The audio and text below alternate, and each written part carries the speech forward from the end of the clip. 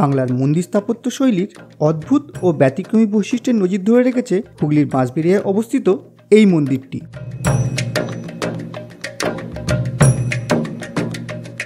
গঠনশৈলীর নিরিখে যা 13টি চূড়া দেখলে মনে হবে বিদেশি কোনো স্থাপত্যের অংশবিশেষ, তবে দৃশ্যমান অবস্থায় বিদেশি স্থাপত্যের অনুকরণ মনে হলেও জানলে অবাক হতে হয় এরূপ গঠনের কারণ ভারতীয় তন্ত্র সাধনার একটি প্রতিরূপ, যা প্রায় 225 বছর আগের বাংলার মন্দির শিল্পকলার বৈচিত্র্যের সাথে তুলে ধরে তৎকালীন আধুনিক চিন্তার প্রতিচ্ছবি। নমস্কার বন্ধুরা, আজ আমরা জানব হুগলি জেলায় বাঁশবেড়িয়ায় অবস্থিত বাংলার সবথেকে বিচিত্র গঠনশৈলীতে তৈরি মন্দির ও তার এরূপ গড়ে ওঠার কাহিনী জানব ইতিহাসের মুছে যাওয়া পাতা থেকে, যার নাম হংসেশ্বরী মন্দির।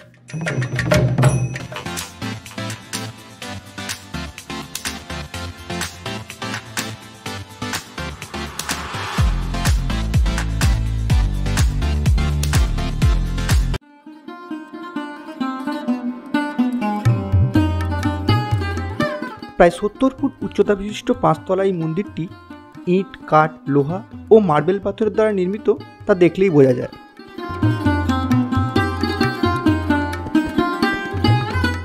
মন্দিরের সামনের অংশে যে মার্বেল পাথরের সুন্দর কারুকার্য দেখা যায় তা রাজস্থানের শেখোয়াতি ঘরানার কথা মনে করিয়ে দেয়। এই মন্দির তৈরির জন্য সমস্ত পাথর আনা হয়েছিল উত্তরপ্রদেশের চুনার থেকে এবং শিল্পী সহ কারিগর আনা হয়েছিল রাজস্থানের জয়পুর থেকে।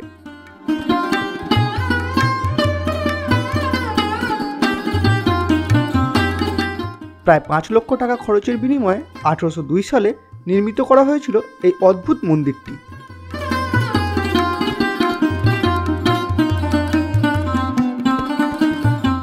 মন্দিরটি নির্মাণ কার্যের শেষ ও স্থাপনা রানী শঙ্করীর হাত ধরে হলেও এটির ভিত্তিসহ সম্পূর্ণ আলাদা রূপরেখা দ্বারা একটি মন্দির কল্পনা করেছিলেন রাজা নৃসিংহদেব।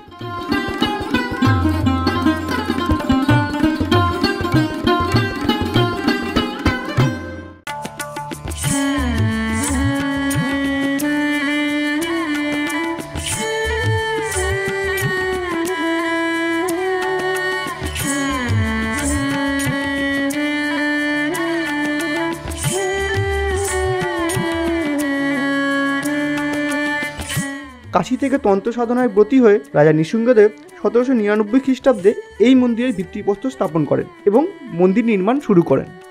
তার ইচ্ছা ছিল সম্পূর্ণ আলাদা রূপে নির্মাণ করবেন তিনি তার আরাধ্য দেবীর মন্দির। তন্ত্র যোগ সাধনার মানবদেহের 5টি নারী যথা ইরা, পিঙ্গলা, সুষুম্না, বজ্রাক্ষ ও চিত্তনীকে নির্দেশ করবে তার মন্দিরের 5টি তল এবং মানব শরীরের 13টি চক্রকে 13টি অদ্ভুত চূড়া।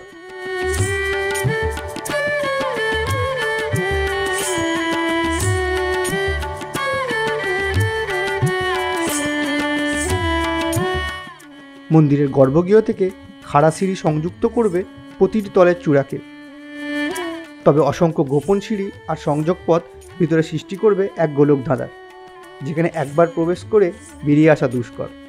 সঠিক পথপ্রদর্শক বা সঠিক পথের সন্ধান না দিলে কখনই খোঁজ পাওয়া যাবে না মোক্ষের পথ, যা এখানে কেন্দ্রীয় শিখরের তলায় সদাশিব রূপে এখনও বিরাজমান। তবে দুঃখের ব্যাপার, সাধারণ মানুষের সেখানে যাওয়ার অনুমতি নেই। মন্দির তৈরির এমন অদ্ভুত ও অভিনব চিন্তার শুরুটা রাজা নৃসিংহদেব করলেও তার মৃত্যুর পর স্বামীর অসম্পূর্ণ ইচ্ছার ইতি করেছিলেন তার দ্বিতীয় স্ত্রী রানী শঙ্করী এবং 1802 সালে এই মন্দির নির্মাণ সম্পূর্ণরূপে তিনি শেষ করেন।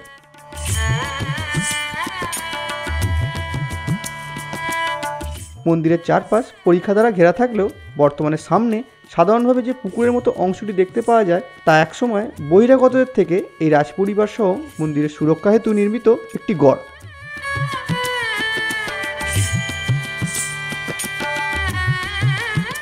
সম্পূর্ণ মন্দিরটি এসআই দ্বারা সংরক্ষিত এবং মন্দিরের উপরিতল ছাড়া মন্দির চত্বরের সর্বত্র সাধারণ মানুষের জন্য দর্শনীয়।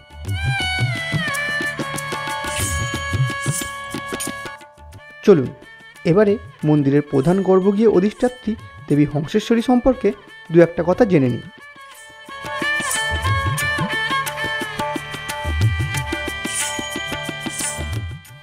তন্ত্র সাধনার নিয়ম অনুযায়ী মানুষের নিঃশ্বাসের সময় হং শব্দ এবং প্রশ্বাসের সময় সং শব্দটি ক্রমাগত নির্গত হয়। আর এই মন্ত্র আলাদা করে উচ্চারণ করতে হয় না, মানুষের জীবদ্দশা থেকে ক্রমাগত উচ্চারিত হয়। তাই হংস স্বয়ং মহাশক্তি কুণ্ডলিনী ভগবতী, আর সেই মন্ত্রের অধিষ্ঠাত্রী দেবী হংসেশ্বরী মাতা, যিনি প্রত্যেক মানুষের হৃদয়ে সর্বদা বর্তমান। তাই এই মন্দিরের হৃদয় রূপে দেবী হংসেশ্বরীকে ধরা হয়। মন্দিরের গর্ভগৃহে দেখা যায় সহস্রদল নীলপদ্মের উপর শায়িত মহাকালের হৃদয় থেকে উত্থিত দ্বাদশ দল পদ্মের উপরে এক পা মুড়ে অবস্থান করছেন দেবী হংসেশ্বরী। দেবীর সারা শরীর নীল, বাম হাতে খড়গ ও নরমুণ্ড এবং ডান হাতে অভয় মুদ্রা ও শঙ্খ। এই মন্দিরে দেবীর বাৎসরিক পূজা হয় কার্তিক অমাবস্যায় দীপান্বিতা তিথিতে। বছরে 364 দিন দেবীর শান্ত মূর্তি। কেবলমাত্র বাৎসরিক পূজার দিন রাতে দেবীর উগ্রমূর্তি ধারণ করেন। ওই দিন রাতে দেবীকে পরিয়ে দেওয়া হয় রূপোর মুখোশ এবং সোনার জীব। এই মন্দিরের ঠিক পাশেই রয়েছে অনন্ত বাসুদেব মন্দির, যা রাজা নৃসিংহদেবের পিতা রাজা রামেশ্বর রায় প্রতিষ্ঠা করেন 1679 সালে। এই মন্দিরের সাথে জড়িত আছে কবিগুরু রবীন্দ্রনাথ ঠাকুরের জীবনের কিছু অংশ। তবে এই মন্দির এবং তার সম্পর্কে আমরা পরবর্তী ভিডিওতে জানব। চলুন এবার জেনে নিই এই অদ্ভুত দর্শন মন্দিরটিতে আসবেন কী করে।